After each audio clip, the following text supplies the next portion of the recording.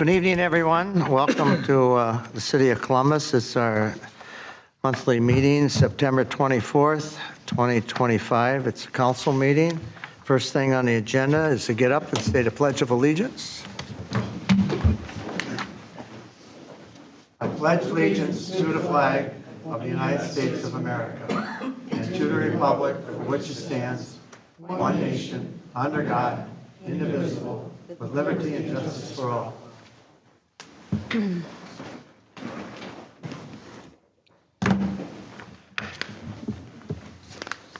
First thing on the agenda tonight, or the third thing on item A, is the adoption of the agenda. Anybody like to make a motion? This is Jenny. I can make a motion. I, Jenny, make the motion to approve the agenda for the September 24th, 2025 City Council meeting as presented. Scott, I'll second. We have a motion on the floor. Is there any discussion? Any questions? Hearing none, we'll take a vote, starting with Jenny. Jenny, aye. Scott, aye. Janet, aye. And Ron, aye. Before we go on to item number B here, we should note that we are missing Rob Bush tonight on the council. So just the four of us, along with City Attorney Megan, City Administrator, Assistant City Administrator, our Director of Finance, our Engineer, and our Public Works Director. Item number B on the consent agenda. Anybody want to make a motion? This is Scott. I'll make a motion. I, Scott, make the motion to approve the September 24th, 2025 bill payments as presented. Is there a second? This is Jenny. I second. We have a motion on the floor. It's been seconded. Any other questions? Discussion? Hearing none, we'll call for a vote. Jenny? Jenny, aye. Scott, aye. Janet, aye. Ron, aye. Go down to item number C. First thing on the agenda there is the public forum. Is there anybody out in the audience that would like to get up and make a comment to the council? State your name. Lynn?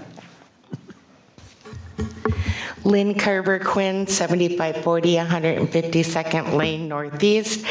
Good evening, Mayor and council members. The countdown to Fall Fest 2026 has started. 360 days. Just joking. As we come off another successful Fall Fest, there are still a few meetings to have, our recap meetings, whatnot. But first off, thank you for supporting Fall Fest again this year. We set the bar high and exceeded our expectations. You have heard me refer to Fall Fest as a puzzle. First, when doing a puzzle, most people start with the edges. Our edges are our sponsors. They make the rest of the puzzle come together. So a huge thank you to our business sponsors who make this event happen and invest in our community. Running Aces, Ryback Companies, Forest River RV Camping World, Batumas Roadways, Davy Tree Experts, KI Auto, Blaine Brothers, Dave's Hydrovac, Mestel Brothers, Westmore Fluid Solutions, Viking Industrial, Waldox, Olson Sewer, Semstone, Blaze Credit Union, Bolton and Mink, Blake Well Drilling, Larkin and Hoffman, and then Bergens for the gorgeous mums that made everything look so beautiful, especially the photo op area. The puzzle contains many pieces.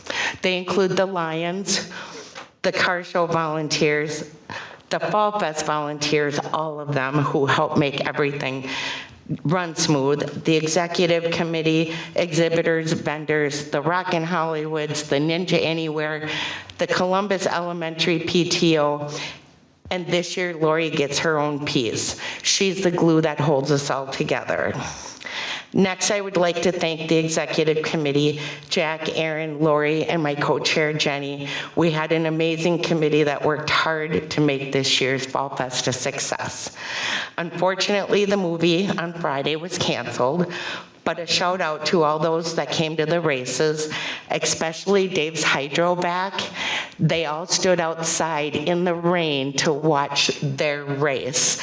So that was really fun to see them brave the rain and cheer on their race. Again, thank you for supporting Fall Fest, and I hope those that were there enjoyed themselves. Well, thank you, Lynn. Appreciate it. Anybody else in the audience like to make a statement or comment to council? Is there anybody online that would like to on Zoom? Seeing none, we'll close the public forum. Go on to item number 2, the 2026 Capital Improvement Plan, request for approval, pages 1, 2, and enclosure. Jack, you want to take this? Thank you, Mr. Mayor. The city's capital improvement plan is a multi-year plan that identifies, prioritizes, and budgets for major infrastructure projects and equipment replacement for the coming year and for each of the subsequent years of their individual fund schedules.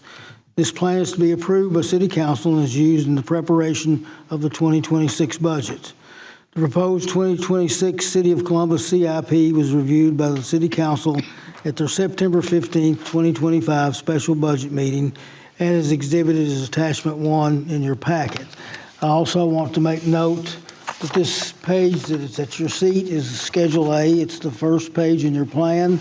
It will replace the Schedule A that's in your plan. There were a few modifications done to adjust some of the things we went over on a few schedules. No real material changes, but this sheet does replace the sheet that was in your packet. The CIP outlines an equipment replacement schedule for the period covering 2026 to 2033, proposed budgets for road resurfacing through 2033, park capital and land accounts that list proposed park improvements for the period covering 2025 to 2034, fire equipment replacement and fire hall capital projects through 2031, and general fund capital projects through 2031. Approval of the proposed CIP only commits the city to those projects and replacements scheduled in calendar year 2026. Projects beyond 2027 and beyond are for planning and budgeting purposes and are evaluated annually for funding and prioritization as part of the upcoming year's needs and assessment processes. Total transfers to the 2026 CIP are proposed to be $1,060,764, which is an increase over $139,754 over the final 2025 transfer amount of $921,010. The preliminary transfer amount for the 2025 budget prior to the transfer reductions was $1,015,000. These transfers are for annual appropriations to ensure that monies are available to fund scheduled replacement and improvement needs for the city over a 7 to 10 year forecast period. Staff requests that City Council consider approval of the 2026 capital improvement plans as exhibited in Attachment 1 of your packet with the replacement sheet as indicated to replace Schedule A of that handout.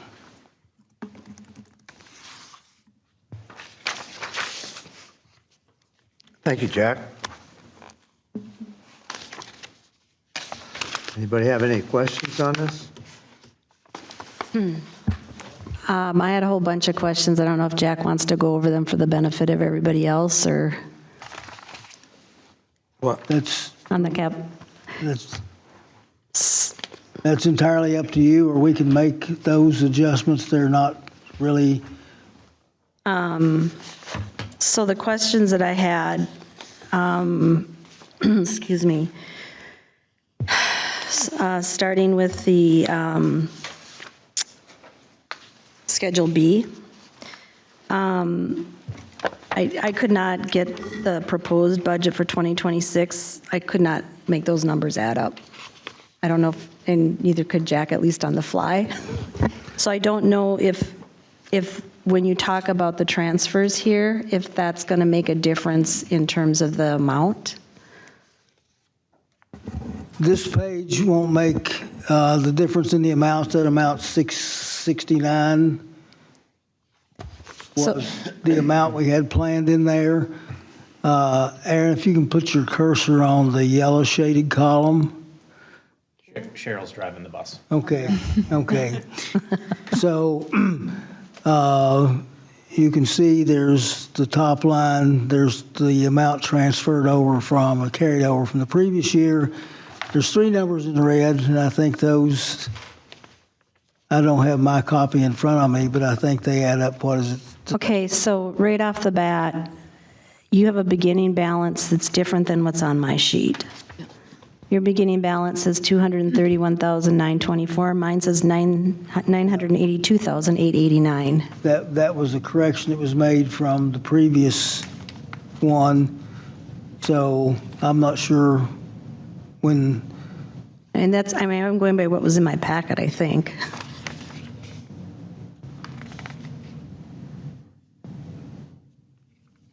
And what is everybody else let's have? go over the cost on 2024 to see how that 2025 carryover amount was derived.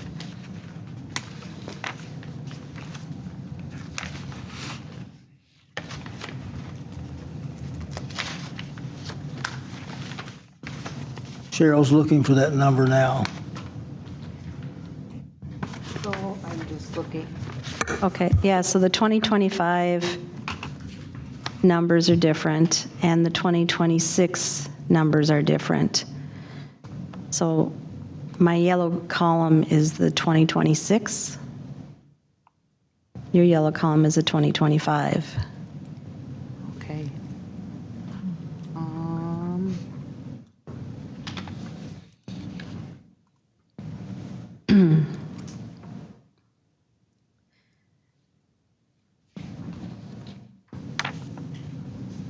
The question that I had was that it looked like we were starting with almost $1 million, at least by the spreadsheet, and then it said we were going to transfer another 663,000 from the general fund. It's like, why would we do that if we have $1 million sitting there?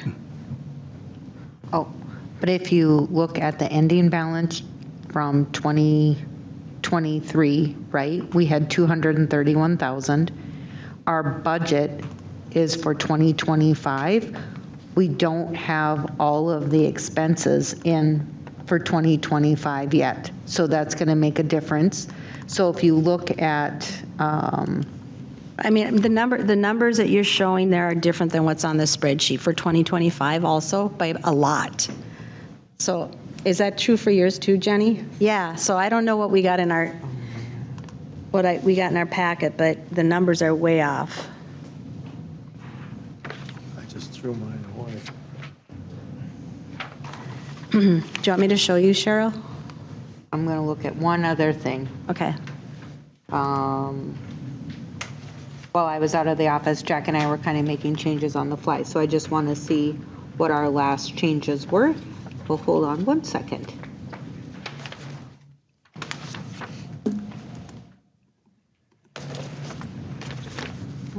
DEG, hold on, Jack, I think I'm here. This might be the one that you and I were working on while I was.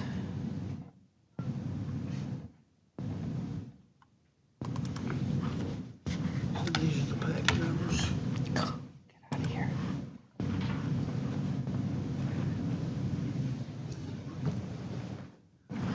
Oh my. While Cheryl's looking at that, were there any other questions we can address while we can give you an answer to that question? So I think the other question that you and I talked about just before the meeting was in the parks. So it looked like there was a $27,700 levy. That evidently is not true. It's a transfer. Is that? Yeah, that number should be moved down To the one transfer. cell on the thing. We'll make sure that happens. But in your memo, you have a $34,200 transfer from the general fund to Fund 403, but it's not coming from the general fund. It's coming from the park fund, correct? That's correct. So I just want to make sure before we adopt any final numbers that we got the final numbers correct, because this isn't a transfer from the general fund. This is a transfer from dollars that are already in the park fund.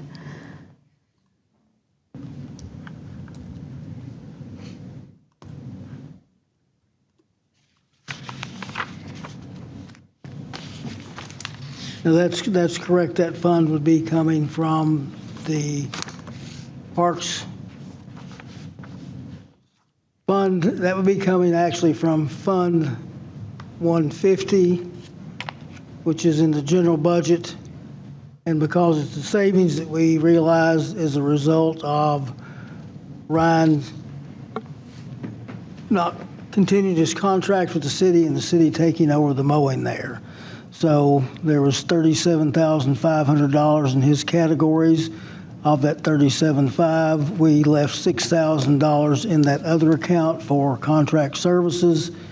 We did $6,500 to set up the depreciation amortization schedule for the mower that we purchased, and then used $25,000 of that to do park capital fund improvements, essentially to set up things for the purchase or the being able to do the playground project in 2 years. There was currently $2,700 allocated there. So that can be, we'll move that fund down from the levy to, from a levy to a transfer.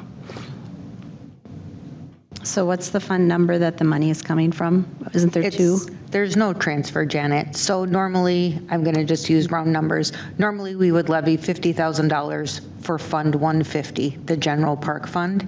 Now, instead of levying it all to 150, we're going to take 25,000 for 150, 25,000 for the park capital. So the levy isn't increasing. We're not increasing the amount of money that we're allocating to the park. It's just being broken out differently. Does that make sense? So it's different what Jack was saying. What I was understanding is these dollars are already sitting in the park fund, and they're just being transferred now over to the park capital fund. No? So they were in the operations fund before. Correct. And now they're being transferred over to the park capital fund. As part of the levy, yes. So we are levying for it. Yes. But it's not increasing the levy. The dollars are just being allocated different. It's the same amount that we allocated last year. It's just we're breaking up that amount differently this year. So we're not asking for an increase in the levy for parks. Okay. We're just breaking it out between the general fund and the capital fund. I guess what I'm struggling with is that in prior years, we had an expense to match what we were levying for. It was the expense that we anticipated from either True Green or Ryan, right? Mm-hmm. We have still True Green, I am assuming. Yes. Must still do it. Yeah. But Ryan's part has gone away, and that's being taken over now by our Public Works, and plus whatever we're putting in for some seasonal work. So I don't want to just levy the money because that's what we've always done. No, we're doing that because Jim will need to start saving to replace the lawnmowers. There's Yep, going and to be that's more the equipment. 6,500, and I Yep. get that. I'm talking about the 27,000. So the 6,500 is no problem. I understand that. It's this 27,700 that I'm trying to figure out what is that going to? Because I don't like the idea of just moving money around because I happen to have it there. We have a projected playground equipment project in 2027, and with that levy and what we would levy, if we levy the same amount in 2027, we'll have enough cash to do that.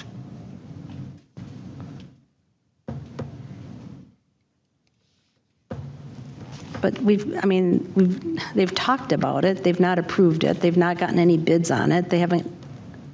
Well, we won't bid that until next year anyway. We can't bid it now because the bids won't be any good in a year. It's just a way to get a source of funding in there so we can say, we can do this project. Well, so I'd like to hear from everybody else how you're feeling about that. I like the idea that when we look at our expenses, we can say what it's for, and this one feels not like that. It feels like it's money that was sitting in the other account that we're moving over because now we don't need it in that account anymore. And No, I mean, but- you can always think of things to spend it on, of course, but But Jim said that much of our playground equipment is past its life, and so we know that that will have to be replaced. Megan, you got If- something to say? Yeah, if we don't do that, then we're going to have to we'll have to levy again for that extra amount in 2027.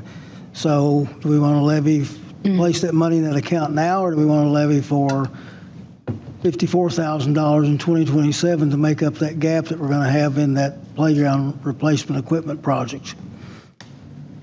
And I would just suggest to you all that, the CIP action is really looking at prioritization and planning. And so authorizing, sort of movement of funds to these future balances to accommodate a future project does not put them out for bid. It does not authorize staff to move forward with them. It doesn't take that other action. It's really a planning tool. And so I think what I hear staff saying is that based upon what they foresee as future needs, this is a good way to use these dollars for future planning. So, and I understand that, but what I'm struggling with is, this is the first time I've heard that assigned to this. We've been working on a park master plan for several years. I mean, if we had a park master plan that called for these kinds of things, I'd feel a lot better about levying money for it, but I just don't like the idea of levying money for sort of nebulous needs.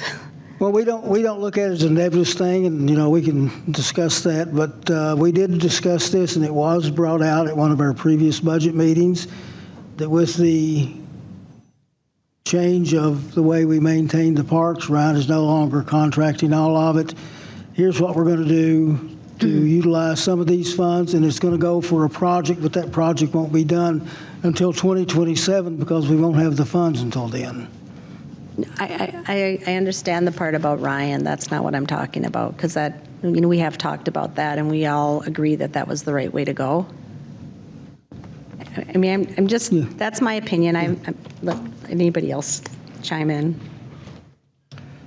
I'll repeat again. I mean, this is a preliminary budget number. You have time to refine all the way into December. So No, I also know that. Yeah, well, and that's why I'm asking the question, because I'm not saying that we have to take it out tonight, but I'm not feeling really great about that number. So maybe that one needs to be looked at more if everybody else is feeling the same way, or if others are feeling the same way. And this is Jenny. I think I would feel more comfortable as well if I had that copy that I were looking at. So I think that's where I feel a little bit off as well. So I don't know. I mean, we can always adjust down, right? We can't adjust up. And so I think I'm comfortable, at least for what this is as a preliminary measure. And then we can really reevaluate, because I think it would be important that we all are looking at the same numbers, because I think my copy, and like Councilmember Hegland noted, was at 982,000. Now, your copy is the correct copy, Jen. Okay. I just don't have Jack's updated copy. Okay. Don't go by what I pulled up. Obviously, I'm not matched so with what Jack's.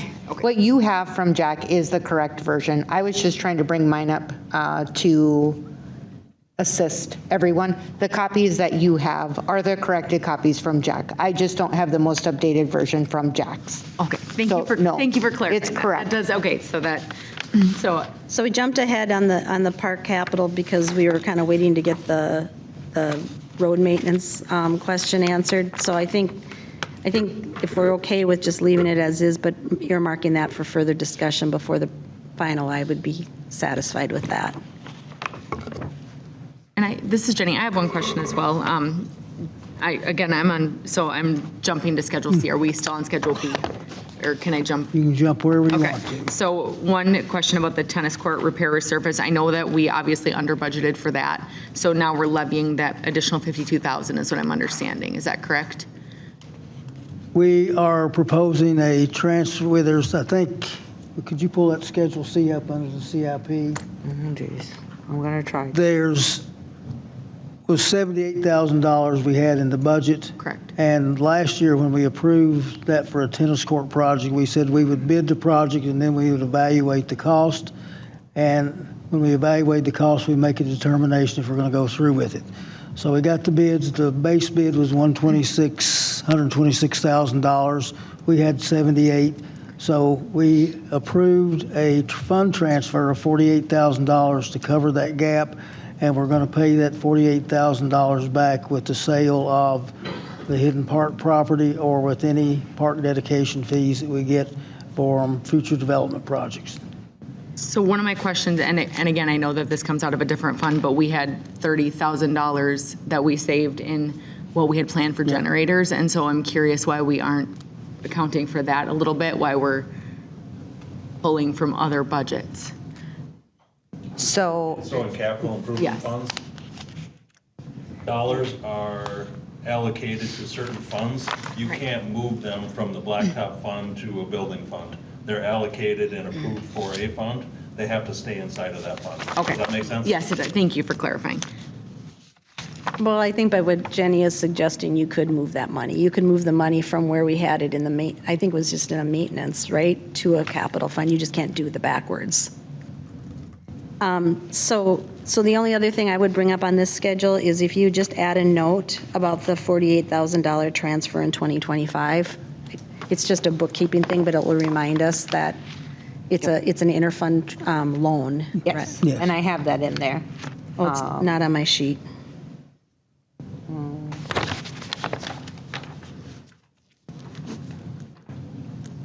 I mean, it's on the schedule, it's just not in the notes section. Okay, I'll add it as a note, Janet. Thanks.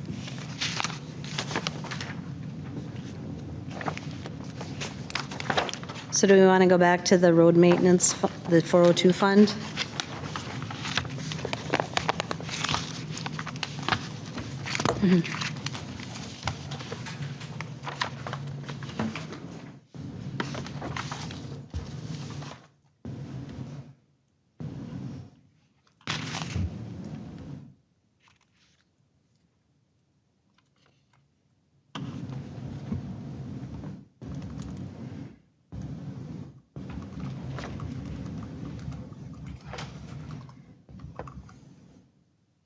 Are you in 402, Janet?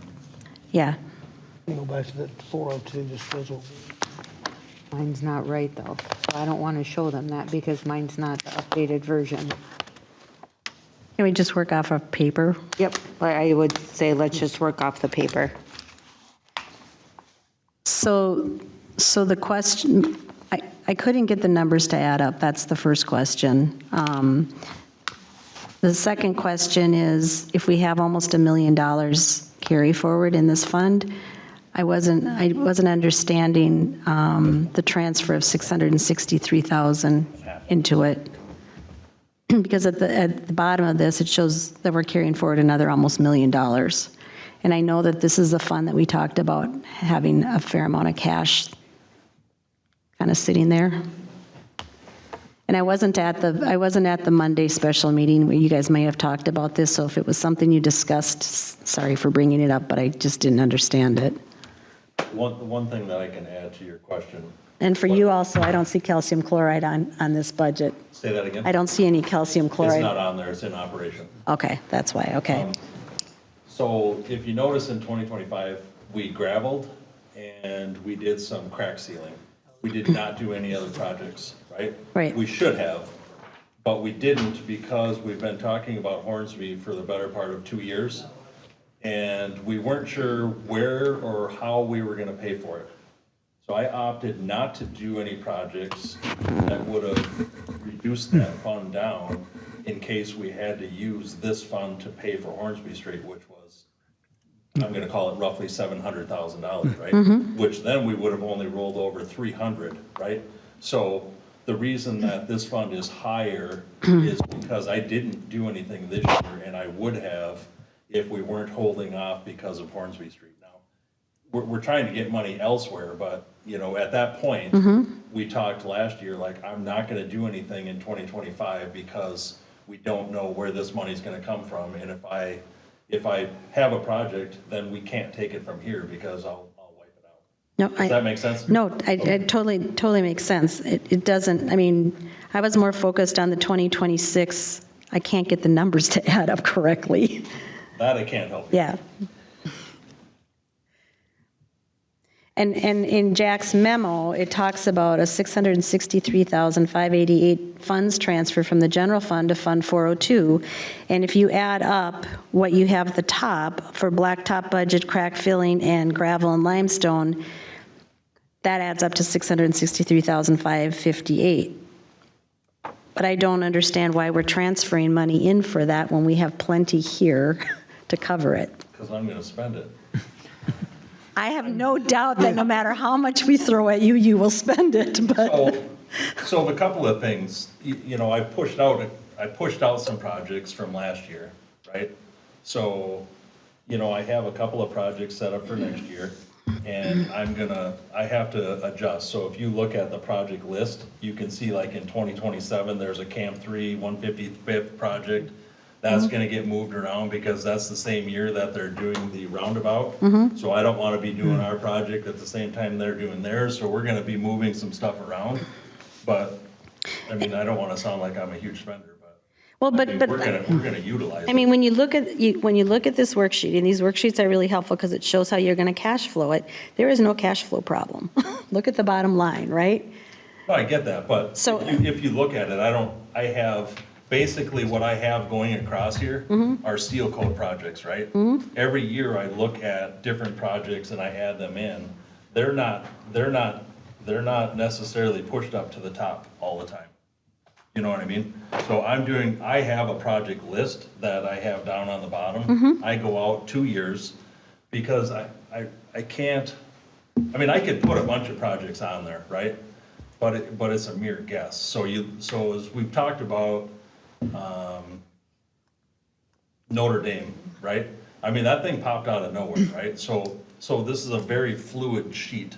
So what I think I'm going to do this year could effectively change next year, and I'm gonna come to you and say, I had this plan, but I need to do this instead. So your And- 2026 West Iverson and 167th that you have in your projects, is that reflected in the 2026 budget?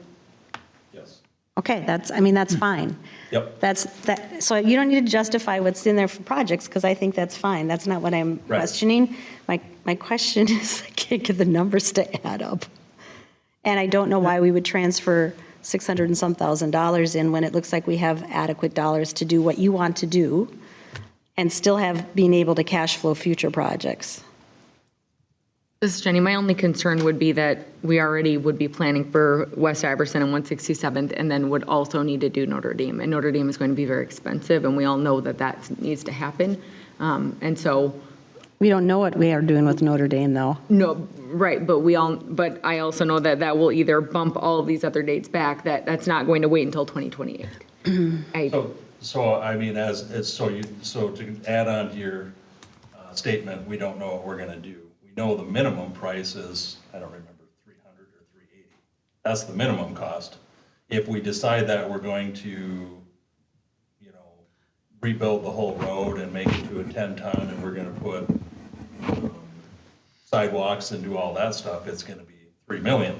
So I mean, when we talked about that before, there was all sorts of ideas getting thrown out, right? So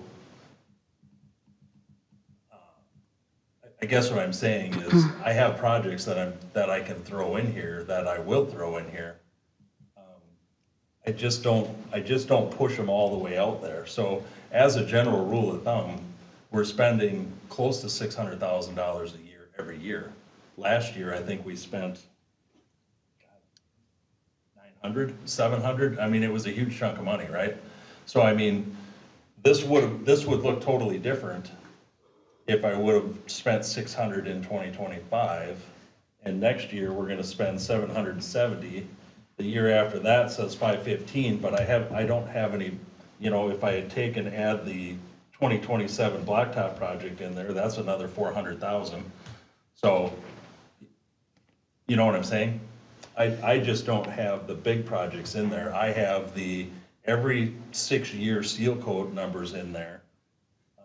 Because I know what those are, and I know what year those are gonna go in.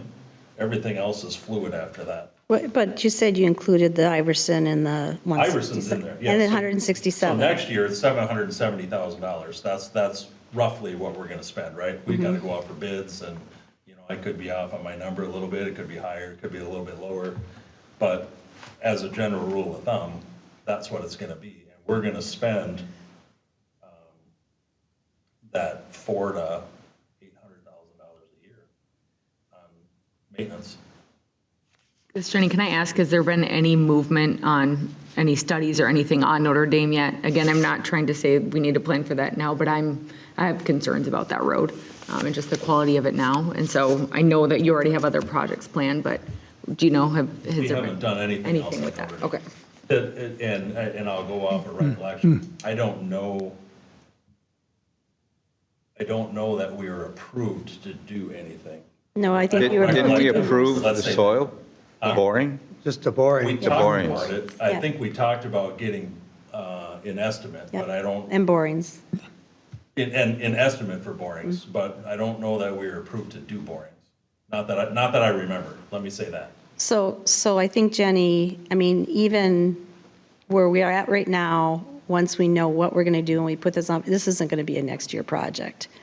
So again, going back, if you add up our current, what it says in this memo is our transfer and a levy, it adds up to way more than 1.69 million.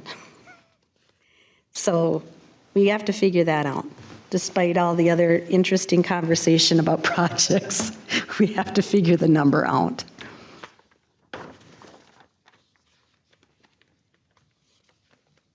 What I would recommend for the purpose of this discussion tonight is, again, this could be a placeholder number, and let us get back, and if you would like to join us in a meeting to discuss this and figure out where we are with this, we can go do that and then make that final adjustment in December at the final levy. I think it's going to take more than just a few minutes and hours here tonight discussing this.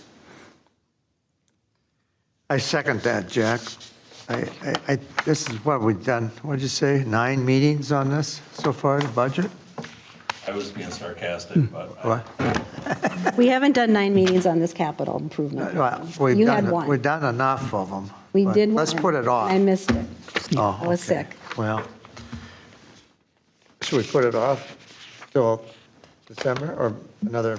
Well, we have until December the 10th is when we have a resolution for you to approve to set the date and the hearing for the final levy. So as long as we have it done by then, we're good.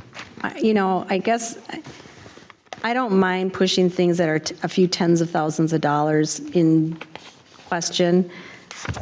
Something that's almost $700,000 in question. I mean, I know that we can correct it in December, but there is a perception that goes along with what the preliminary levy is. Well, And I also don't like the idea that as we sit here and we can't figure out the numbers, that we're okay with just pushing this through. I think we need to figure out why we can't, what these numbers actually represent. That's just my point. That's just my view. Do you want it on the next workshop meeting again?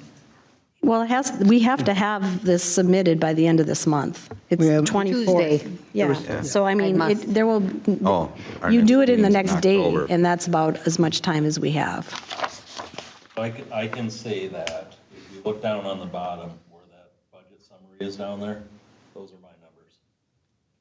And the proposed levy for blacktop and gravel and the 20,000 for crack filling comes up to 663,000. That's the proposed levy for 2026. Well, no, according to this, the proposed levy is $714,583. And there's a transfer of 663. That's why I'm questioning it, Jim, is because you've got a levy of over $700,000, and then you have a transfer of $663,000, according to what's on this sheet right here. I don't know if that was your intention, but if it was, then, we need to understand I why. don't do the top, I only do. No, I get it, it's fine. So I mean, I can't speak to that. Nope. I don't know that, Yeah, but but that's why I'm being stubborn about it, because it's a lot of money.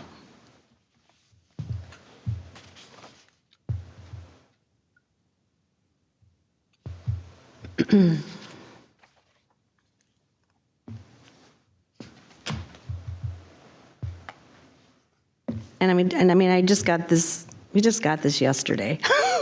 So it's not like we've been sitting on it for a week.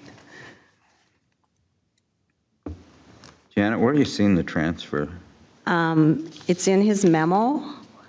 So in our packet on the second page, he's got several bullet points about the CIP plan, and it says the second bullet point is 663,588, transfer from general fund to the Fund 402. And as I said, if you add up those, the blacktop budget, crack filling and gravel and limestone on the top part, that's what it equals. Okay. So this is where I was confused, because I'm looking on this, and we have a $1,000 fund transfer on the budget worksheet. Down below, yep, you're right. That's interest. That's Yeah. not a fund transfer. So if you look at your 10-page budget sheet, so the wording, I think in the packet may be misleading people. The total budget for Fund 402, the Public Works Road Maintenance Fund, is $664,000. We're estimating we're going to have $1,000 in interest, so that would make the levy $663,000. I think we're going off into the weeds, and now we have so many versions. This, on your big budget sheet, the 10-page budget sheet, lists the disbursements as $664,000, which ties out to Jim's projects. I think we're so busy trying to make so many revisions to the capital improvement plans that we're going off into the weeds. Your 10-page budget, if you look at page 5, if everybody could look at page 5. Is this the budget that says disbursements? Yes, Okay. on page 5, it lists the Public Works Capital Fund 401. So that's the 159,600. That's what is included in the levy amount. The Capital Fund 402, the 664,000, that's what's included in the levy amount. It's not 1 million, or I think the capital improvement plan sheets, I think they're confusing everyone more. This, The schedules. yes, this Schedule 10-page, works for us. yes. This is what we look at when we're trying to figure out projects to give Right. you the number that's on the 10 page. Does that make But your Yeah. 10-page disbursement, Janet, Yep. those numbers are, that is what is in our levy amount. So maybe we have to just, I think we've gone off into the weeds on the capital improvement plans. This 10-page disbursement sheet is what will be levied for. And so the number that is in our resolution is from this 664, not from the Schedule B. Correct. It will be 664 minus $1,000 for the interest, so it will be the 663,000. Yeah. Does that? Thank All right. So look at these. I think we've been trying to be mindful and plan and allocate money for projects, for equipment, park plans, general city plans. And I know we've revised these based upon, recommendations and, people giving their input, but this is the actual number, the 10-page. And Jim is right. These capital improvement plans, they're our work papers. But they're also informative to us, because we Yes. need to be able to we need to be able to explain why we approved X, and this gives us the projects. Yes. So when the schedules don't match this, Yes. I mean, it's impossible. It is impossible for us to get this amount of paper with no instructions and no map of what to look at and stuff and try to figure this out. So typically when we talk about capital improvements, we do work off these schedules because it gives us the detail to ask the questions. So I just want you to But feel thank you for- confident. The that makes me numbers feel in better. your big packet Yep. are correct. They will tie out to our levy amount. Maybe we have to have a work meeting and we just go through the capital improvement plans and revise them and make sure that they match. But this 10-page disbursement report is accurate. That's what we are accounting for in our levy amount. All right, thank you. Mr. Mayor, so with that in mind, one of the ways that we could work through the CIP approval is to amend your motion to approve the 2026 capital improvement plan as presented in the, Jack, you gave me the good language, in the preliminary budget disbursement schedule. So just add that to the motion? That would be my recommendation, because the initial motion references the staff report, and because there's some inconsistency there, we can defer to those work pages. That would be the motion itself. Can I ask one other question before we make that? So this is on the Fund 406. It's a question. So I know that the ladder truck expense got moved down. I can't remember to what year, like. It was moved out to 2038. It was left at the same value. To me, that's an exercise in futility to go out 15 years to guess what the value of a ladder truck's going to be. When we get information from the fire department, it's going to be $33 million in 2031, and it's going to be $3 million in 2038. If you do the appreciation schedules, that works out in my world about $4.5 million. So to me, we've got to have better information, and we can't plan that far out with the numbers we have on that from the fire department. So thank you for confirming that, because on the schedule, it still says it's in 2031. I know there's a note here that says it got moved, but on the schedule, it was still 2031. So my question was, is that what we're allocating? Are we allocating against that 2031 schedule? Yeah. And since we're levying, a dollar amount here that maybe is higher than we need to, and again, we can talk more about that between now and December. Yeah. I want to make sure I remembered this correctly. No, that's correct, and that's what that levy amount's based on, the 2031, or the 2031, the $3 million for the ladder truck. Okay, thank you. Does anybody want to make the motion? I will. So this is Janet. I make the motion to approve the 2026 capital improvement plan as presented in the preliminary budget 2026 disbursement worksheets. This is Jenny, a second. We got a motion on the floor. It's been seconded. Any questions? Any more discussion? Hearing none, we'll take a vote. Jenny? Jenny, aye. Scott, aye. Janet, aye. Ron, aye. So on to item number 3, the 2026 preliminary budget request for approval, pages 3 through 6 on enclosure. Thank you, Ron. The 2026 City of Columbus preliminary budget will be presented to City Council at tonight's meeting. The 2026 preliminary budget must be approved and submitted to the Anoka County Property Records and Taxation Department by September 30th, 2025.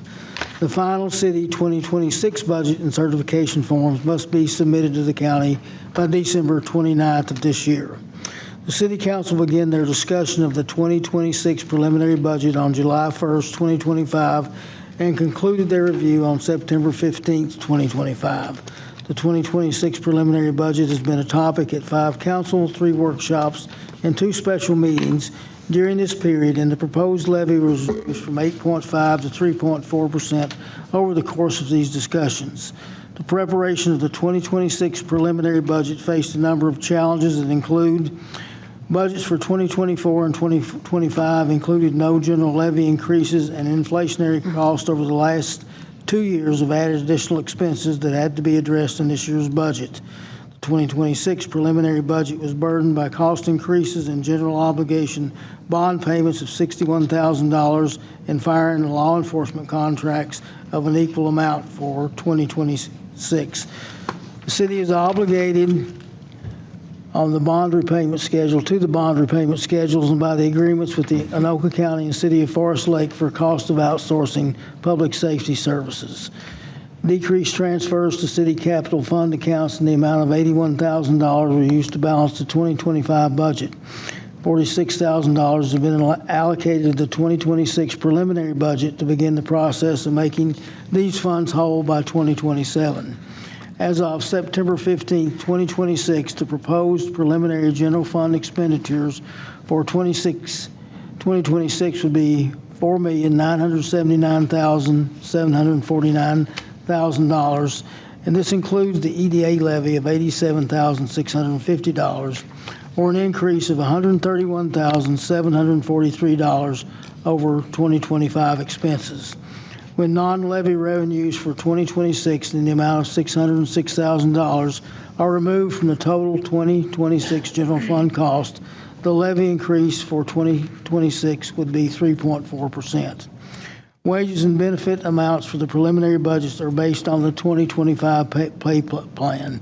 This is a placeholder number in the budget until final wage in the compensation plan is approved at the October 8, 2025 council meeting.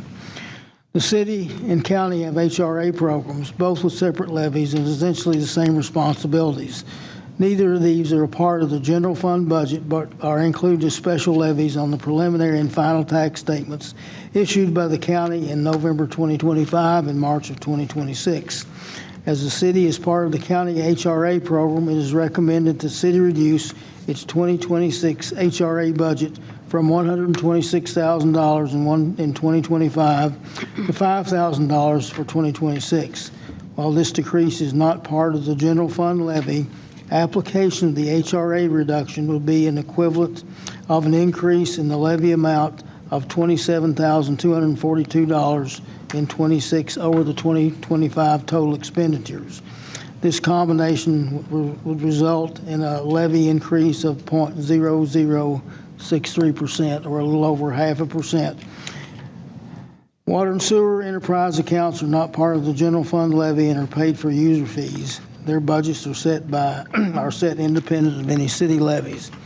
Staff is requesting City Council approval of the 2026 preliminary budget and submittal to the Anoka County Property Records and Taxation Department by September 30th, 2025. And just as a clarification on that HRA, if we reduce that budget for the city levy from $120,000 to $5,000, if you take that $115,000 and deduct it from what we're going to pay in taxes anyway, that means our true budget increase this year would go up a little over 0.5%. Now, currently, they're separated out. The HRA levies are listed under special levies, so they're not combined, but if you combine them, that's what it would be.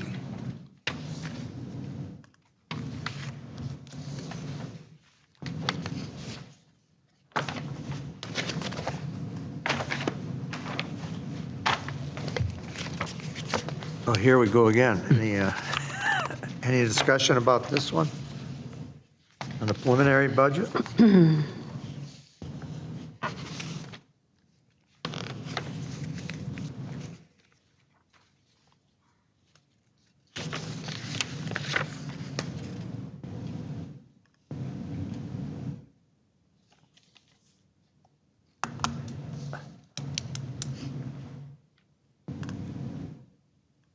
I'm just looking at the memo. This does not state the values that are in the resolution, correct? Because when I add up these numbers aren't adding up on this resolution either. No, if you look at your, on page 9, Okay. and you look at those numbers there, those tie out to what's in the resolution. Page 9 is Ellen's contract in my packet. Can you pull page 9 after that, Aaron? On the budget sheets? Yes. Oh, on the Instead of budget page 9 sheets? of the packet. Yeah, on the budget sheets, page 9. Page 9, and this shows a final of the total of all those fund accounts, not including the water fund and the sewer fund or the HRA fund of $4,892,097. And then when the EDA fund is added to that, and then you subtract the $606,000 for non-general fund revenues, then that's where you get your levy amount on the resolution form. So, I'm sorry, I couldn't hear half of what you said. So the City of Columbus General, $3,598,000, $3,598,000, is that correct? Correct. And the GO bonds is $673,097? Correct. And the the EDA is $87,650. If you add all those up, it does not add up to $4,212,915. It adds up to $4,358,747. Now, on the resolution, I'm reading it from the resolution. When you add all those up, okay, you got the City of Columbus General is $3,598,000. The GL bonds are $673,097, and the EDA amount is $87,650.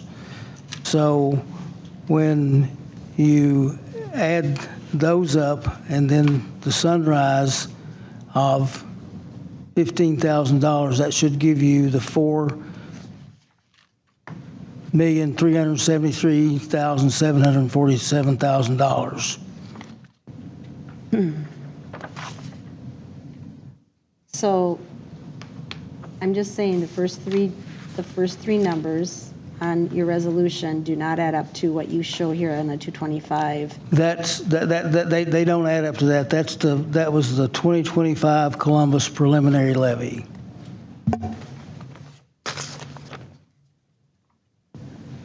So if you add the So this is just historical. This is Yes. this is not the adoption for tonight.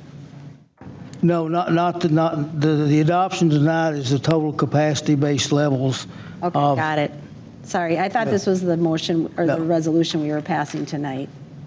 And the motion we're passing tonight is for the total capacity-based levels of 4, and we can add that to the motion too, to include that number in there.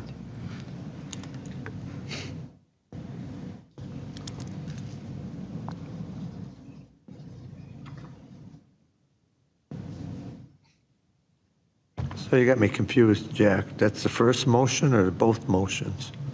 The first motion on this would be to Approve. approve the 2025 preliminary budget and Resolution 2512, a resolution approving the 2025 tax levy for property taxes collectible in 2026. And if you want to reference that, $4,373,747 in there, that's what we're submitting for the levy.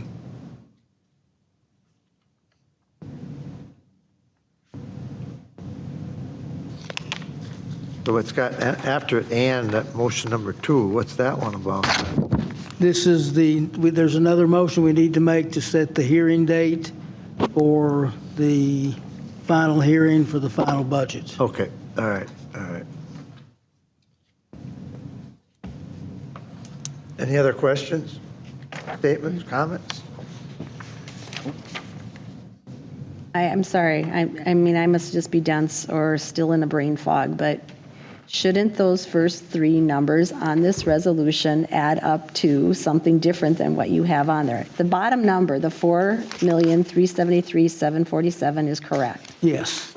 but the $4,212,915 is not. That number should be $4,358,747. If you take that number plus 15,000, you get your correct number here, but that interim number that is across from 2025 Columbus preliminary levy is not correct in our resolution. Okay, you are correct there, Janet. That's an addition. Thank you. I'm not in a brain fog. No, I see that's an addition error. So that number should be where it says 2025 Columbus preliminary levy should be $4,358,747. Thank you. Then when you add the 15,000 to it, that gives you the $4,373,747. Now I'm happy. 4,358,000 what? 747. 7.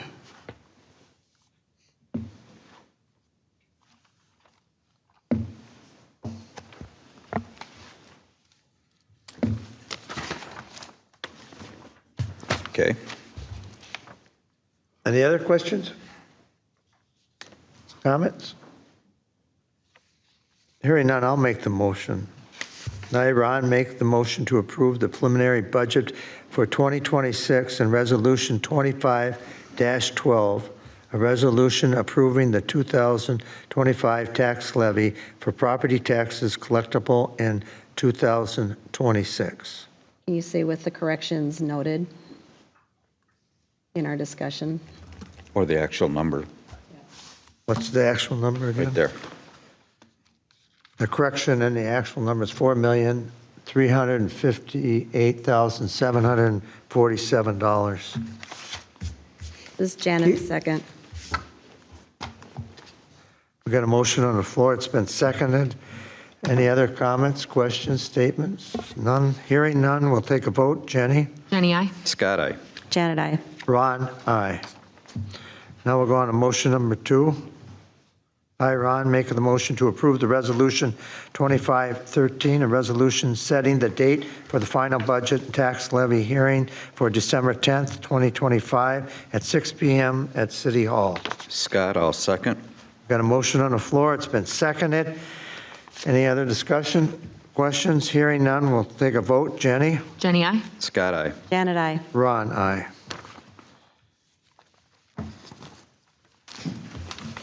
I don't know which form to throw away.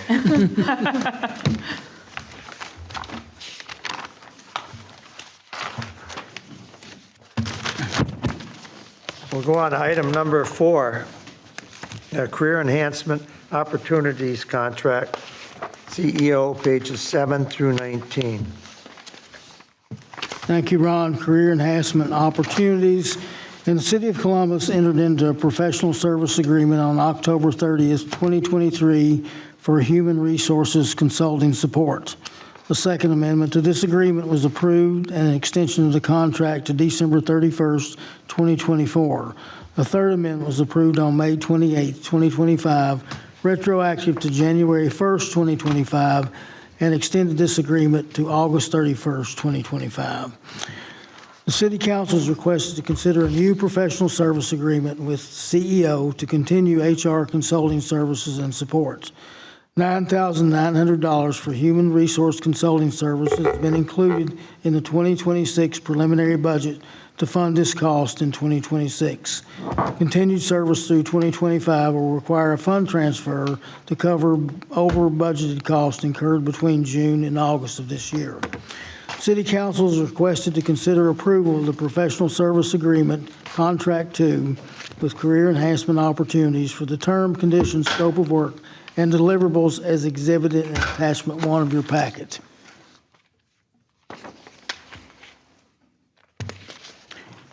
Okay, we got some discussion on that. Let me add one thing. There's a contract with some red lines in it, a few minor things in the actual legal document itself that Megan reviewed and provided for us. Those are exhibited in your red line handout. And then I think there's some differences in what our Exhibit A is and Megan's is that we'll need to go over and review those. Absolutely. So the city utilizes a standard professional services agreement template. This agreement with CEO mirrors our template agreement. The one distinction in this particular agreement is that typically when we have a professional services provider that is going to be traveling to and from City Hall, we will require evidence of underlying insurance for their vehicle. The property or the owner of CEO, Ms. Heinrichs, was not able to provide that through her personal automobile service. They didn't have a business liability product that would meet our typical standards, and so we've included a pretty broad indemnification provision that just makes it clear that anything that happens along the way to the city of Columbus is not compensated and will not be covered by this contract. But other than that, I stand ready to take any questions about the contract itself and then defer to staff with regards to the deliverables that are attached on the more complete Exhibit A that is not the red line version that you have in front of you. Scott, you had some. Yeah, this is Scott. One question I had is under the scope of services, if the city chooses not to utilize anything in these bullet points, are we obligated to pay We Or are Is not. that deducted from? So the overall agreement requires that we pay the consultant on a deliverable basis. So once the work on one of those bullet point items is completed, she will provide an invoice, and then we will pay that invoice for the work done. A deliverable that is left incomplete will not be compensated. Okay, and that's under deliverables, or would that also be under like our scope of services, number one, training and development? For example, if the city decided they didn't want to do the DISC system, would that be an example of what we may not choose to do? Absolutely. Yep. Okay. These are the menu of options that you have available to you. Very good, thank you. So this is Janet. I just had a couple of suggestions. You can see if you agree with them or not. So under the, it is the clause number 3, considerations, and it talks about, I'm on the top of page 2, or at least one of the copies, it's page 2. It says, city's payments shall be made within 30 days of the, after consultant's invoice. Consultant's invoice shall contain a detailed list of work completed. I would think we would say a detailed list of deliverables completed during the billing period. And then I was going to add, and for hourly services, labor and hours, rates, and nature of the hourly services and the amount undertaken by the consultant. So there's 2 different types of services she's providing. One is like a fixed cost, and one is an hourly. And this doesn't specify what she needs to provide as documentation for the hourly services. So I was just suggesting that we add to that sentence her labor, her rates, the hours, and the nature of the survey. So for instance, it might be, 1.5 hours doing an exit interview with employee XXX. So that it's really clear to Cheryl when she gets these invoices, how it ties back to the contract.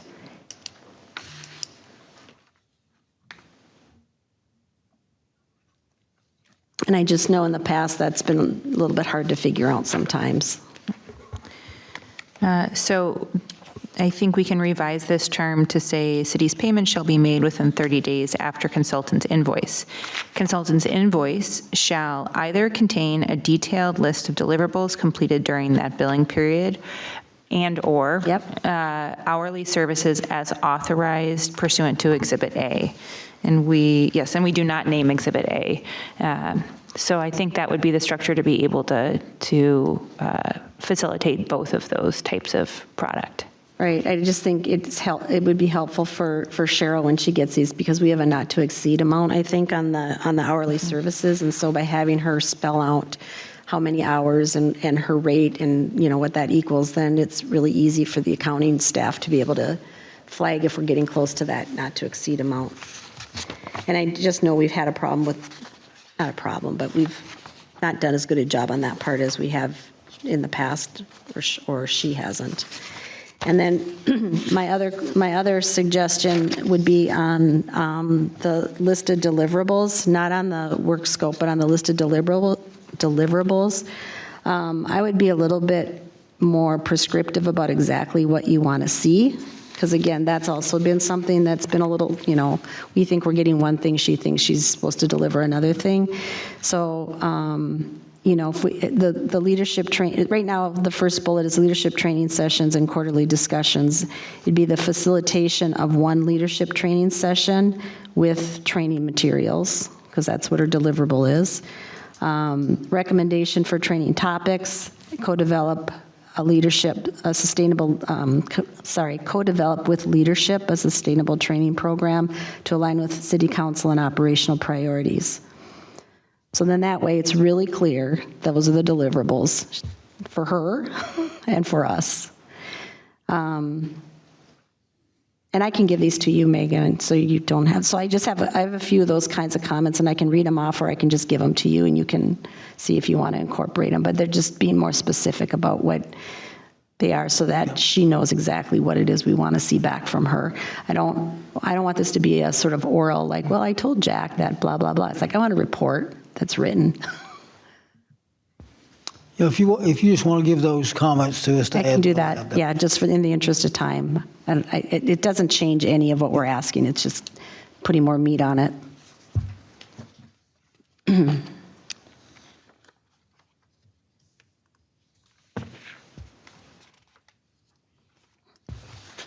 Anything else on this topic? Nope. Nope. All right, I'll make a motion. Ron, make the motion to approve the CEO contract as presented in attachment 1 to the staff report for this item. Do you want to include the That- edits that I just suggested? Amended. I can't hear you. What'd you say? Do you want to include the edit that I just suggested to the contract? We'll include the edit. Janet, second. Okay, we got a motion on the floor. It's been seconded. Any other discussion? Any questions? Hearing none, we'll go to a vote. Jenny? Jenny, I. Scott, aye. Janet, aye. Ron, aye. On item number 5, how do you pronounce that? SCADA?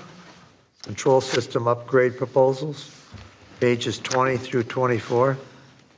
Thank you, Ron. The Supervisory Control and Data Acquisition, which is the acronym for SCADA, communication system integrates the monitoring and remote commands to and between our well sites and the end of our line lift station. The Ziegler Pump House is the location of the SCADA controls and is the only site with the DSL internet connection.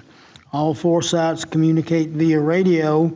However, the bandwidth provided by the radio system is insufficient to manage the volume of data necessary for effective and reliable system coordinated communication. In addition to bandwidth limitations, the DSL line serving these sites has experienced the following ongoing reliability issues, those being it is frequently cut or damaged, resulting in significant downtime and reliability issues. And during remote access attempts, the connection is often either unavailable due to physical damage or too slow to accommodate real-time system changes and monitoring.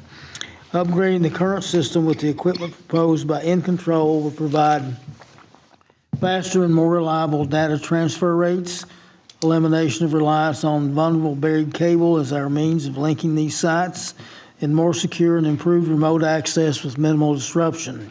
The purpose of this system upgrade is to address connectivity problems with the existing DSL internet connection in the main SCADA hub at the Ziegler Pump Station and to improve connection and reliability with the remote sites at Wellhouse 1, Wellhouse 2 and 3, and Lift Station 6.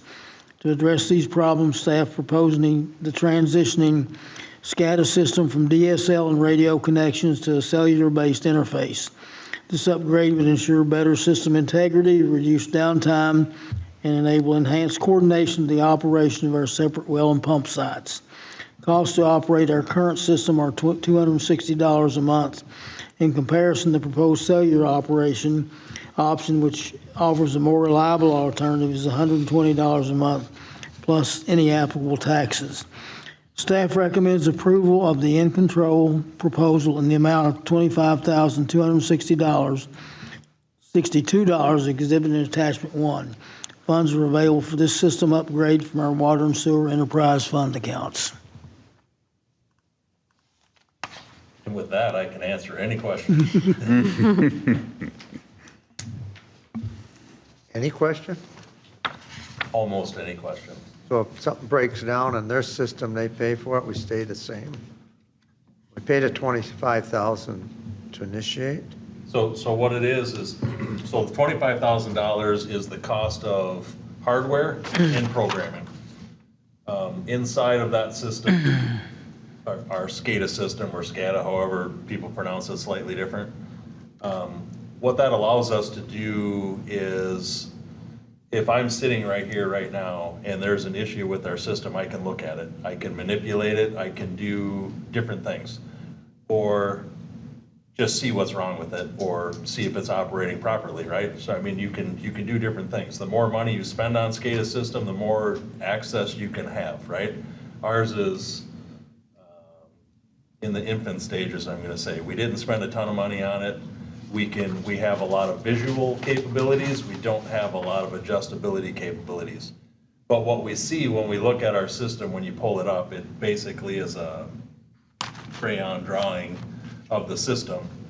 And, as time goes on, trees get taller, block signals, I mean, the same issues that you run into with all sorts of other things. But our system is growing, and we're having more difficulties now because with the transfer data of the radios that are there and accessibility with the DSL, you can't get into the system. And when you are in there manipulating things, it shuts down portions of the system, and then that creates you troubles. So they don't communicate if you're in there manipulating things. So you'll be looking at it and there'll be a series of question marks on there because it's not transferring that data. Well, when it doesn't transfer that data and somebody opens up a fire hydrant, one portion of the system will respond to that, but it won't be the way that it should be. Does that make sense? So a different well might turn on versus the Ziegler pump house running it, and they're not talking at that point. And then when they do start to talk, then everything wants to start running because it sees that there's an issue, but it's 15 or 20 or 30 seconds too late at that point, which in our system is it's in an infinite amount of time, if that makes sense. The accessibility with the cellular allows that faster transfer, so you're not going to have those dead spots, and it will move that data around at a faster rate. So basically, you don't have the bandwidth. Basically, we don't have the bandwidth. And when our system was small, we still didn't have the bandwidth, but the demand wasn't there, so it didn't really matter. You know what I mean? You could have that lag in the system because, a well didn't need to run, or, we didn't have any water usage. Well, now we do. And with the incoming, truck wash. Truck that's wash, gonna use yeah. a lot of water, and, you got running aces running full bore right now. And our water usage is increasing immensely. So now we're starting to see all of these issues, and it's creating some serious troubles for us. So this will be one addition for us to try to help that out. So you can make adjustments, like if you're at home and you see something? Yes. You can make an adjustment from anywhere. So as long as I have phone service, I can make an adjustment from anywhere in the world, actually. So, if Bill or Brady or Tim are there, I can be looking at the system and say, you need to adjust this and this and this, and they can be there adjusting it or fixing a problem, and I can manipulate turning on another well or doing something to try to keep that system running. Jim, is there any concern about security of the system? There always is, right? Sure. We have firewalls and things like that are built in to the Ziegler pump house. So I'm not an IT guy by any means, but that stuff is protected, and there's only 4 people that have access to it. So it's not like anybody else can get into it. And I guess I'm asking more specifically, is there any more concern with the cell tower than there is with the DSL for security? There's not an increased security risk. It's not an increase, no. Yeah. There's a lot of municipalities that run cellular. They run it on their sewer system, they run it on their water system. It's an easy way. I mean, the only other way to do it is to put radios out, or you run wire in the ground. Well, we're having trouble with both of those right now. So you have the Brown and Beagle facility down there, and they were cutting our DSL once a week. So there was a stint there that we didn't have data down there, and we couldn't access it for a solid month, which is really problematic for us because we can't see, or we can't manipulate, we can't fix anything. So, I mean, we were seriously about ready to go down there and wire it up ourselves. Yeah, you answered my other question, is who keeps cutting it? So. Any contractor that does work in the ditch line. Yeah. So, it's a line that runs in the ground, and anybody that comes in to do any type of right-of-way work, the possibility that they can cut that is pretty big. Does anybody use 811 anymore? Say that again. Does anybody use 811 anymore? Everybody's supposed to use it, but that doesn't mean that you don't hit it, right? So there's a few contractors around that are really good at locating stuff. There's a few contractors around that are not good at all. And, we've had some contractors that have cost us more money on our projects because they didn't locate their utility. Well, if you don't locate your utility when we're doing our legwork up front, we don't know it's there. So then you start digging and you find a, fiber cable. Now it's too late. So now you got to hand dig that out, throw it off to the side, or cut it, right? And you're not in the business to cut people's utilities unless it's accidental, right? So people try really hard to pay attention to that stuff, but it happens. So we buy this hardware, is there insurance on it or something? I mean, do we have to upkeep it, or? Is Oh, that, no, it's ours. I mean, so, if at some point it goes out of date or, something happens to it, then yes, it's on us to, hypothetically pay somebody else to repair it because that's not in any of our wheelhouses. And it looks like there's a 12, 18-month warranty on it? There's some warranty on, hardware. Hardware. And stuff like that, but, Yeah. at some point, you're probably gonna pay for a service call or something of that sort, but. So this is Janet. So does this allow the pumps to communicate with each other better, or is it really just so that you get your information from the It pumps? allows the pumps to communicate better. Oh, good, okay. I mean, and so, we really noticed the issue earlier this year, and we had some troubles at a lift station, and they were down there working on it, and all of a sudden, our water system started to screw up, right? So we started getting calls like our hydro-pneumatic tank was over full, and we were under pressure, and it's like, what is going on, right? And, that happened a couple of times, and we didn't put two and two together, but it happened, the second time it happened, we thought, In Control is down there working on this, there's a problem. So then we went down there, and then we started checking the radios, and it's like when they were on there, they were pulling so much bandwidth to make those changes, that was all that was happening. The system wouldn't communicate, so then everything was running individually, and that doesn't work. So this will help that. And is the DSL that we currently using, is that CenturyLink, just their phone Yes. lines? Yep. Oh, gosh, no wonder it Yeah, doesn't I work. mean, it's terrible, right? Yeah, no kidding. So, I mean, back in the day, I used to have DSL at my house, it was Frontier, but, I had high speed and it was 1.2 megabytes, you know what I mean? Yeah. That was the high speed. Yeah, So- same here, 1.5. Right, so I mean, it's just outdated, and, we're just trying to make those improvements to just keep things moving along. Sounds like a good plan. Do they offer any kind of support options if you do have any kind of issues like this in the future? In Control is our integrator, so Okay. anytime we have issues, we work with them. Okay, so they are there to support you as well? They So are, that does- they are our support. And is that cost included in this, or is that a separate cost? Do they bill us for that separately?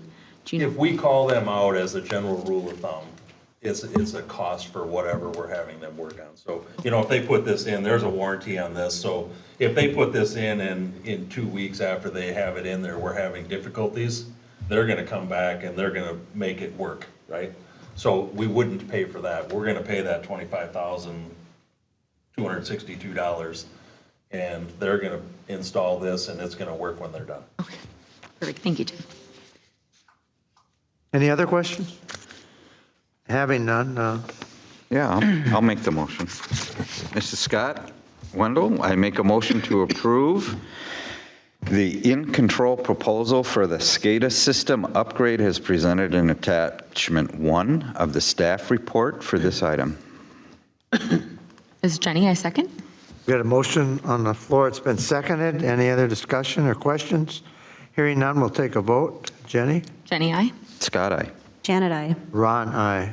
Motion passes. Go to item number 6, set the agenda for October 7th, 2025 City Council Workshop Meeting, page 25. Our council workshop meeting is scheduled for Tuesday, October 7th, 2025 at 5:30 PM. The following items are recommended for discussion. The Minnesota Association of Small Cities is requested to make a presentation to council regarding the advantage of joining their group. The city actually got a grant from this organization or through them to help for $91,000 approximately 3 years ago. They would like to present to the city their program and see if we're interested in participating in it. The Anoka County Highway Department has also requested that they be allowed to come and make another presentation on the final comments for the Potomac Street open house hearing, which will be tomorrow at between 5 and 7. Also discuss the proposed detour route for the Kettle River Boulevard and Lake Drive project. And the other item would be the discussion of the wage and compensation study in a work meeting for final presentation to City Council the following night on October the 8th. Staff recommends that council set the agenda for the items presented and make additions or deletions to this list as appropriate. So this is Janet. I was thinking we were also going to have a legislative platform discussion at this workshop. We talked about doing that in October. We could add that. This is going to be a pretty lengthy. Well, and the other thing is I thought we decided we weren't going to do the wage and comp in October. We would push that to November. I'm just vaguely remembering that from a personnel committee meeting. I didn't hear that, but if you want to do that, then we can add that legislative thing to this instead of the wage and compensation. So, Ron, I don't know. I mean, you, Ron and Aaron, correct me if I'm wrong, but I thought we were pushing that out because of some of the work that you guys were doing with staff and some of the. I think we talked about it. I don't know if we formalized anything. I think we know that we need a preliminary budget number, but we can finalize all of those things as long as we do it before January 1. I think we're okay. We could wait till November. Okay. Okay, so let's maybe swap out those two. Okay. Any other comments? Hearing none, I'll make a motion. I, Ron, make the motion to approve the City Council Workshop agenda as set by council. With the changes that we just made. Motion on the floor, it's been seconded. Any other discussion? Did you say that? I said with the changes that we just Oh, made. changes, okay. I'll second that. I can't hear you over there, I don't know. I'm not, my voice isn't very loud today. It's not your fault. All right, so we got a motion, seconded. Any discussion? Hearing none, we'll take a vote. Jenny, aye. Scott, aye. Janet, aye. Ron, aye. Motion passes. Go to item D, engineers report. Brian? Brian Bachmeyer, Consulting City Engineer. Good evening, Mayor and Council. Just going to mention three things. We're starting to work on the local road improvement program grant for Hornsby. So we're pulling that together. We've got the team assembled. The solicit, it has to be submitted by December, so we've got a little bit of time. But anyway, we're starting to work on that. And then I was an update on the water appropriation permit. We're in the final queue. There's two other appropriation permits they are currently reviewing. When they're completed with those, they'll be moving to ours. It's my hope that we'll be able to report back at the next council meeting regarding that appropriation permit. So I think we're within 2 weeks of getting that completed. And then also over the past couple of weeks, completed a site plan and plat review for a development in the community. So working with the assistant planner on that. With that, I'd stand for any questions the council may have. That Hornsby deal is, I mean, you're getting ready for the, have we sent the paperwork we need into the state yet, or? No, that's what he's working on. We're going to be working on They're that gonna do the application When do we have to have that in? by December. Oh, Yeah, we've got some time, but there's some information we have to assemble, and we have to get letters of support, those kind of things we need to pull together, so okay. be working on that. Anybody else have any questions for Brian? Hearing none, we'll move on to the city attorney's report. Megan? Mr. Mayor, I have no update for you this evening, but am happy to answer any questions you all may have. I don't have a question, but would you just let Bill know that we are on board for the legislative platforms? Because I know he usually kind of drives that topic. I absolutely will. Thank you.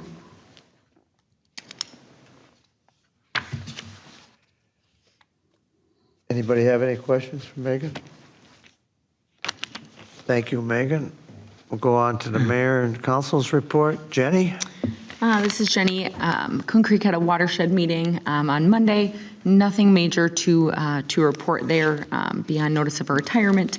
And then obviously we had Fall Fest, so our update there. I did meet with some residents who presented at the Planning Commission meeting last week just about an issue they're having relating to requesting a variance for their lot width and having some issues with potentially trying to subdivide to their child. So I did meet with them, and they are working with Eleanor to try to figure out what that math would look like if they were to try to potentially work with some of their neighbors to have the width in order to be able to subdivide out. So that is still in progress, and I'll update you if I hear anything new. Thank you, Jenny. Scott? No report, Mr. Mayor. Thank you. Janet? This will be short and sweet. I just saw an email from Rice Creek Watershed. They approved their budget, and they are looking at a 0% levy increase for next year. So that's good news for all of us. That it? Yes. All right. The only two things I got to report, we had the seniors in Community Center today. We had 10 of them there. I'm sure this is going to work out once we get moving, but had that going on. And secondly, I don't know if anybody watched the 11 o'clock Channel 11 news tonight. Veterinary neurology clinic was on there. Oh, cool. And they're opening up on Monday at 7 a.m. September 29th will be their opening day. So that was nice because they actually said Columbus. Hooray, yay. So that's So when great is the news. ribbon cutting? That's all I have. Ron, when is the ribbon cutting? Ribbon cutting is the 2nd, if I'm right. I still have to talk to some people on this because I have a hard understanding. The Chamber of Commerce in Forest Lake set it up. Correct. And I just as soon have people from our city, more of our people there, and we got the mayor from Forest Lake.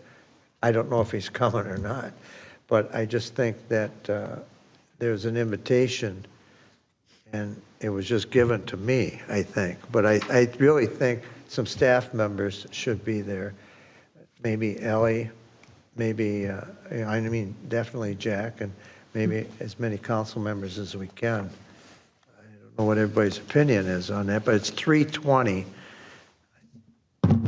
on the 2nd. I think it's a Tuesday. But I think we got something going on we've got a workshop that night. No, our workshop's on the 7th. No, that's on the 1st. 29. Boy, I have to get this. Oh, no. There it is. It's on Thursday, the 2nd. Mark that on your calendar. It's at 3:20 p.m. Yeah. So it'd be nice if we all show up or whatever. And what's your opinion on that, Jack? I think Ellie did a lot of work on that, didn't she? She did. She assisted them in a lot of ways, so she should definitely be there. I believe so, along with Aaron, and get as many as we can. So Would you consider having Robin there too? He was on the planning commission for that whole no, I don't know if he was he? I don't think he was. No, I don't part think of it so. for the end of it. No, I think, I mean, that was, no, it was Lynn, I remember. Yeah, Lynn it was was a the long- chair. Oh, I know Lynn was, Oh. but Robin was on the planning commission. Yeah, I'm sure he was. I don't know, just a thought. Yeah. I'll talk to him about that. Anything else? Nothing? Park Board's report. Jack, you want to give that? I didn't make it. Okay. The Parks Board discussed the final input and revisions for the park master plan. We had a conversation scheduled with Forest Lake last pitch for continuation of the contributions for the dugouts. They could not attend the meeting. That will be carried over to the next one. They also decided on the color of the tennis/pickleball courts. And Well, don't keep us in suspense. What was the answer? the answer is the exterior or the out-of-bounds area is going to be grass green, and the interior part of the court play is going to be light blue. Sounds lovely.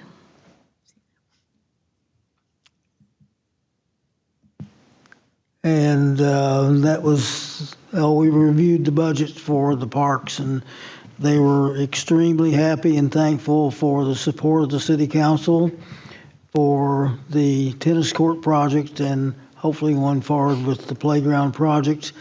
Also, it was discussed too that the trail issues or the trail restoration, reconstruction of the existing trail would be pushed back a year, and the extension would be pushed back a year further than that.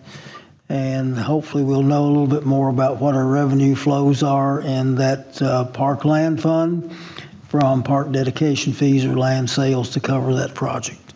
So that was the things that we discussed at the Parks Board.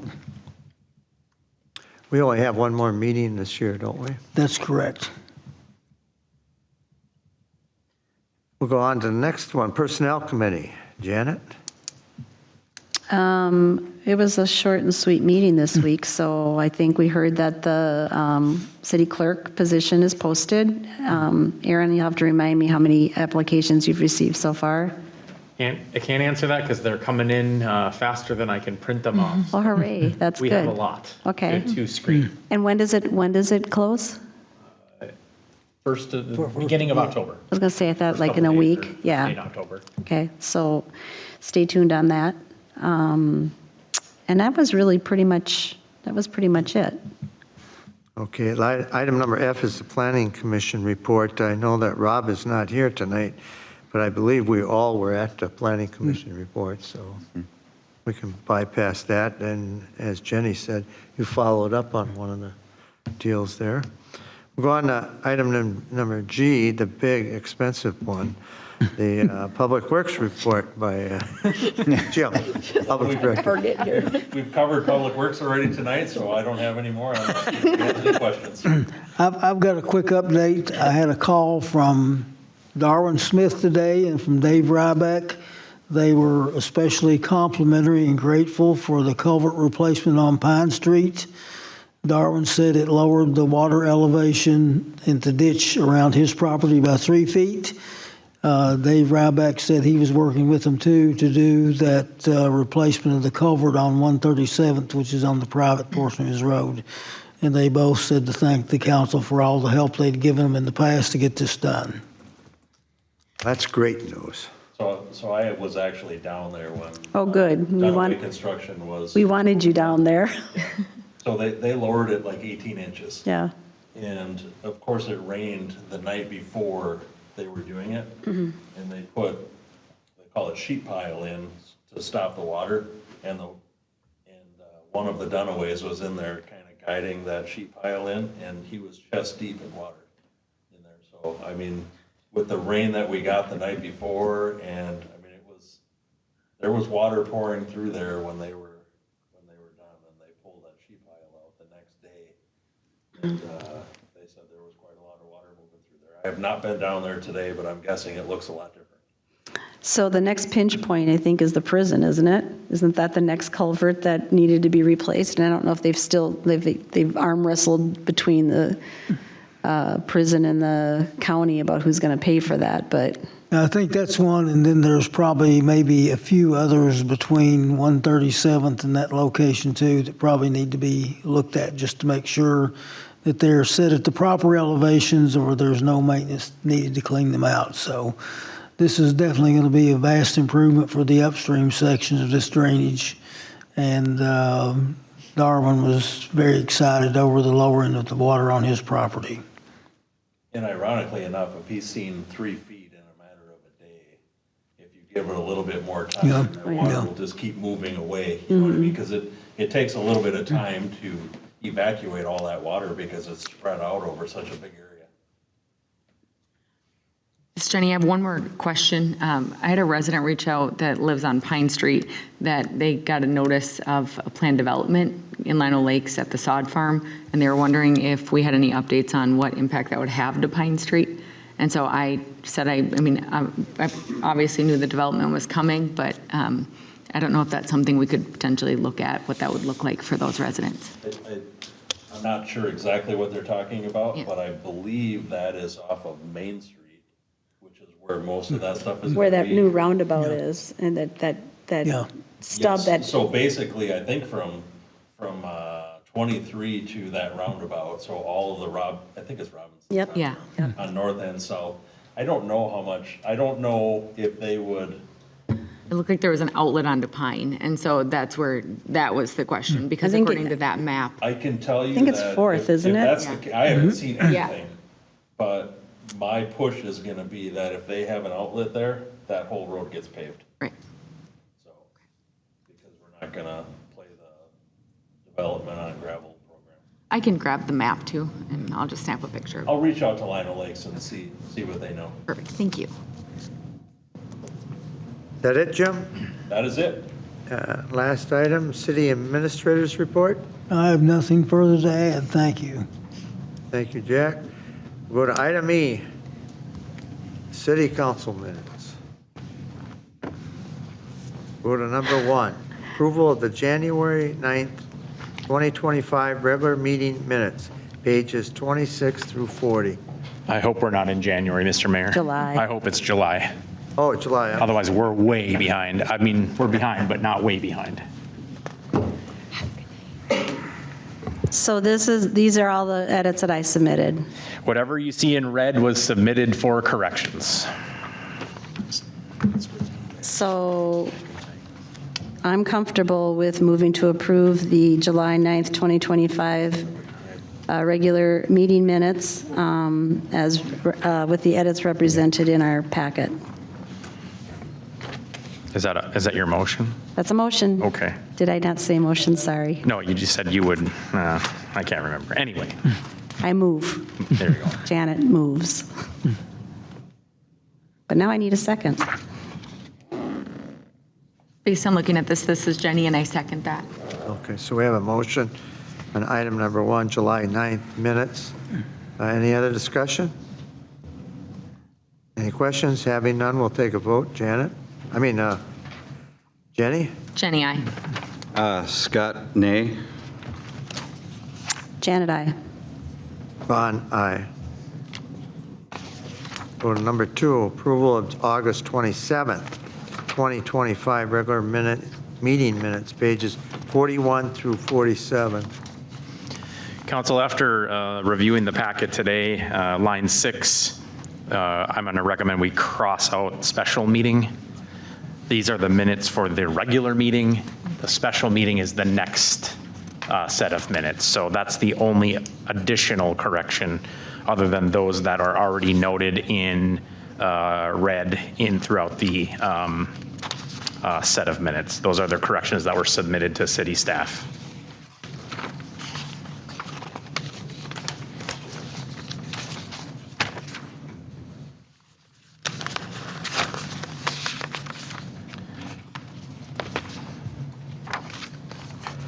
When did, I was not aware that these were going to be in this packet. I didn't see them until I was looking through things tonight, so I have not looked at these.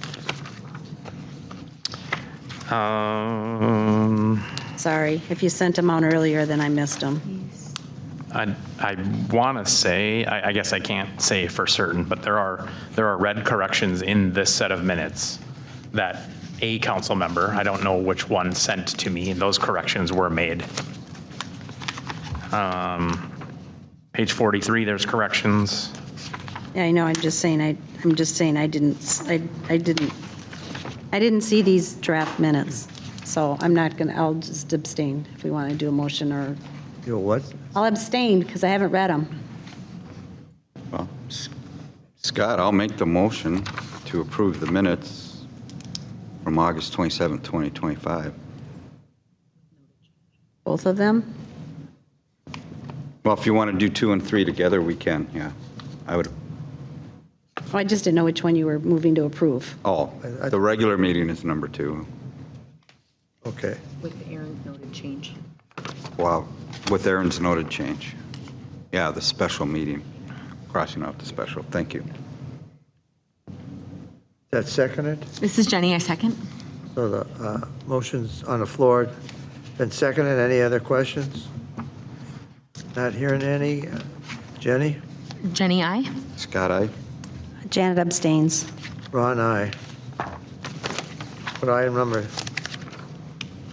3, approval of August 27th, 2025, special meeting minutes, pages 48 to 49.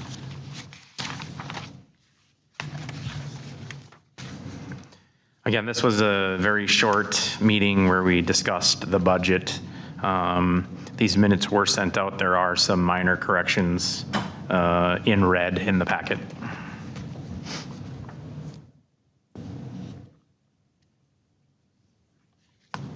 This is Jenny, I have no noted changes on this special meeting. Scott, I'll make a motion to approve the August 27th, 2025 special meeting minutes.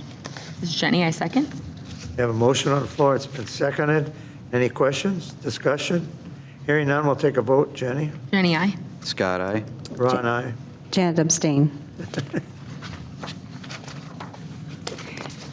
Go to item number 4, approval of September 10th, 2025 regular meeting minutes, pages 50 through 54.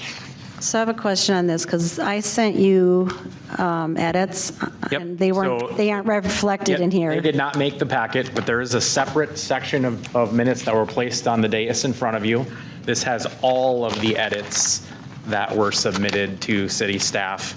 When the packet was assembled, the wrong version of the minutes was put into the packet.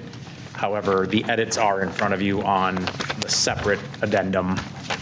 And you can see that in blue, they are identified as the suggested edits. Oh, where is it? Okay, let me get this straight. The second, the This updated one has individ- all the edits or just additional edits? These are all the edits that were submitted to city staff.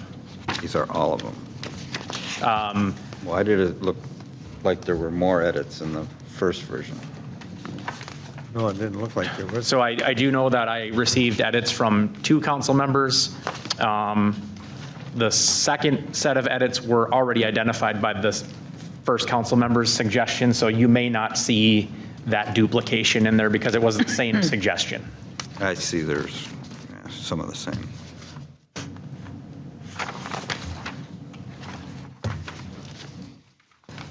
I don't see the one that you handed out. I'm sure it's in this pile somewhere, but I can't find it. Oh, that's This why. one here. I'm looking at the wrong one. Yeah. It's like a. Going- I was looking for Right. blues. There it is. Be right here. Oh, that's the one I printed out at home, Yeah. I think. Oh, no, you're right. Right there. This is the one I printed out at home. Never mind. All right. This is Jenny, I haven't had time to review these minutes, so I will abstain from this.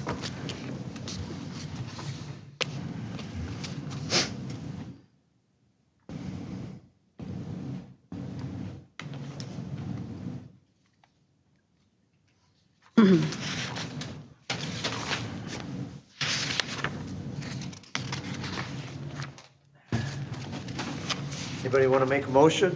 I'm just checking to see that all the edits that I submitted were made. That's all. Just hang The on. the version that's in front of you was directly from your email PDF and then printed and put into the folder, which should have made it to the packet, but the original version got put in the packet instead. So this is what you see in front of you. The addendum is from your email. Okay, perfect. All right, so then I would move to approve the September 10th, 2025 regular meeting minutes as reflected in the edited version that was passed out tonight.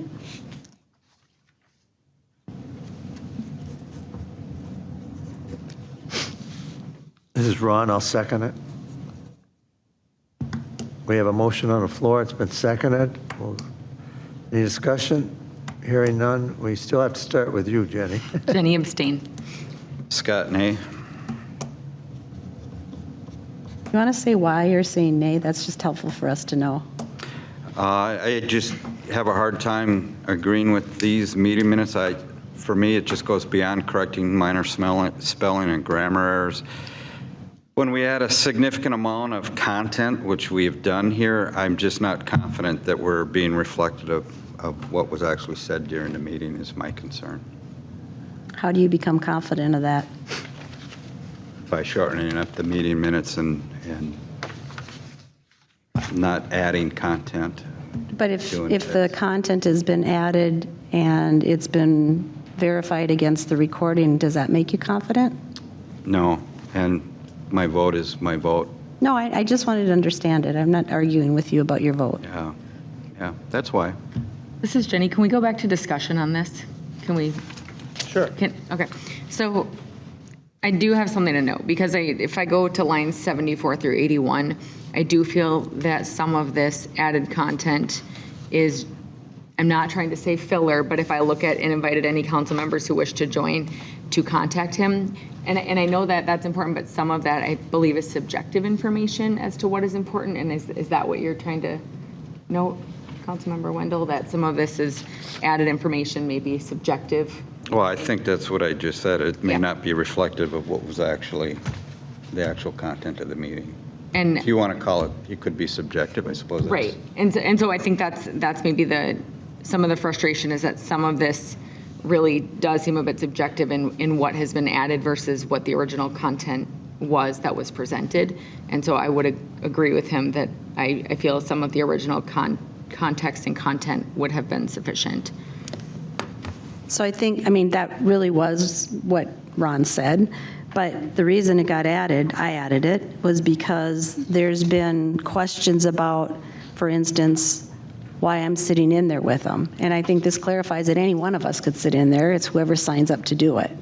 So so I don't think that's subjective. I think that answers a question that's been raised.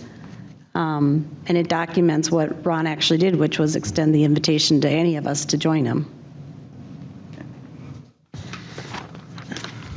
In terms of most of the other corrections were corrections that were related to the information that was presented. So there were some misquotes on the projects in the Sunrise River WMO that I corrected. There was a correction to what ACID had requested of us in terms of the pole pads. They asked us to pass a resolution, which they did, and we decided not to, but that's the correction that I made. On page 4 of 6, there was a correction to the dollar value that was in the preliminary budget. That was actually something that Jack called out in his report. He just didn't make it in here correctly. And we can certainly strike the questions related to the budget. I had each of us, sort of the main questions that each of us raised, so I was trying to be reflective of what concerns each of us had, but I don't care if we take those out. The rest of it's just really corrections to the information. Do we want to adjust it now? However you want to get it done. I spent a lot of time going through this so that we could approve the dang minutes for a change.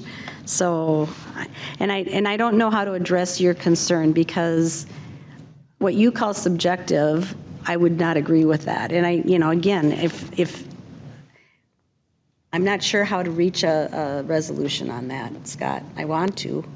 I just don't know how to do it. I think I've said it several times during several meetings that I think these get very lengthy.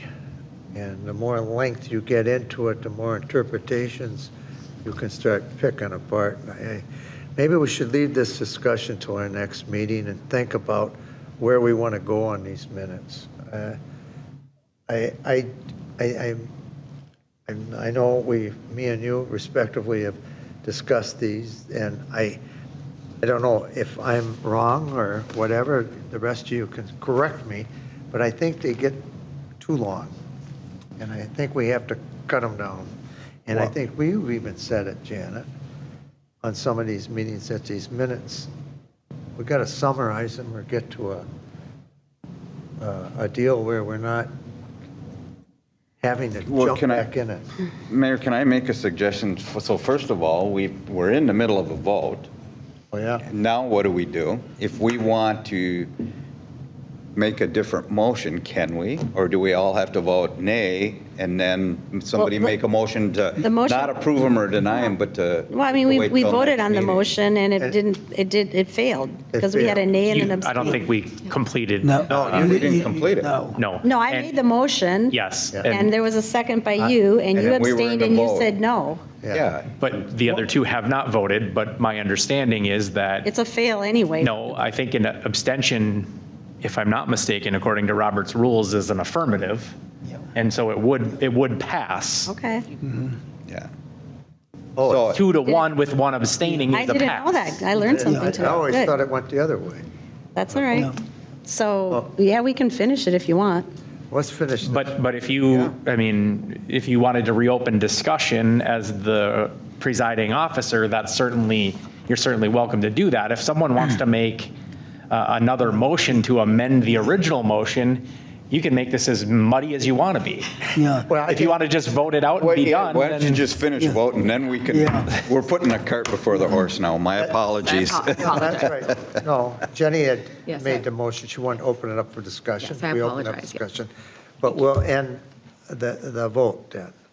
well, you two still need to Yeah. vote. So I vote aye. Aye. So the motion passes. All right. We'll bring that up at another meeting. We seem to have a lot of them. Okay, now we'll go on to item F, announcements and reminders. Potomac Street Reconstruction Project, tomorrow, September 25th, 2025, 5 to 7 p.m. I did find out today that letters did go out to everybody in the area. Oh, good.